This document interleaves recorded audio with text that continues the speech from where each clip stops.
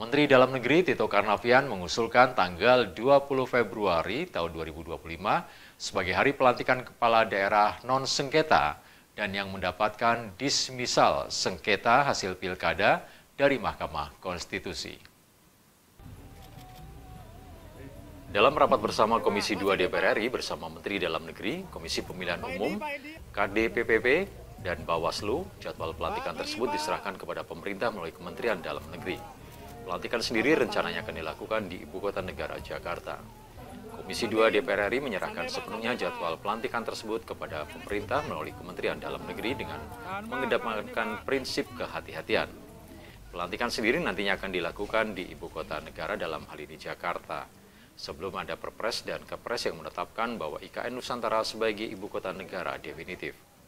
Sementara itu, Mendagri Tito Karnavian mengusulkan tanggal 20 Februari tahun 2025 dipilih usai melakukan penghitungan proses administrasi usai kepala daerah yang mendapatkan dismisal ditetapkan oleh DPRD atau gubernur masing-masing. Usai hasil dismisal dibacakan, MK akan membuka peluang terjadinya pelantikan besar, yaitu non-sengketa dan juga dismisal.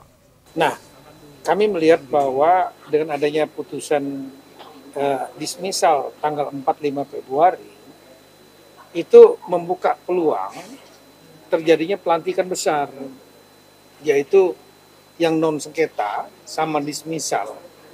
Kalau pengalaman kita dismisal itu biasanya ya kita dari pilkada ke pilkada lebih dari 50%. Karena apa? Karena ada threshold dari MK untuk melihat beda antara yang ditetapkan menang dengan yang pasangan lain.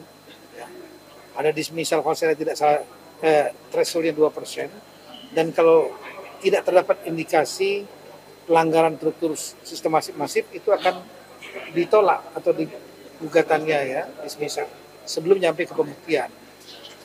Itu bisa sampai 50%, 80%, artinya signifikan.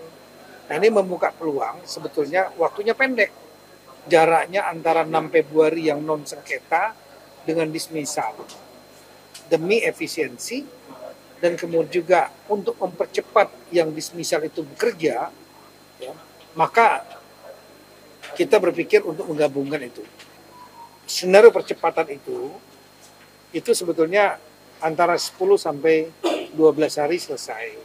Sehingga kalau sidang dismisal tanggal 5 lusa selesai, itu artinya kira-kira ya tanggal 16-17 proses untuk pengesahan selesai, ya, administrasi, Kepres, untuk gubernur, SK, untuk Bupati Wali Kota, SK Mendagri, kita bisa lakukan pelantikan antara 18, 19, 20. Dan saya sebagai bawahan tentunya memberi masukan kepada Bapak Presiden, ya, dan beliau ingin cepat, bagus kalau semisal juga bisa cepat lagi, kalau jumlahnya signifikan digabung, nah itu beliau memilih tanggal 20. Nah, dengan mundurnya pelantikan ini, Tito menambahkan akan bertambah juga masa jabatan para kepala daerah selama 2 minggu.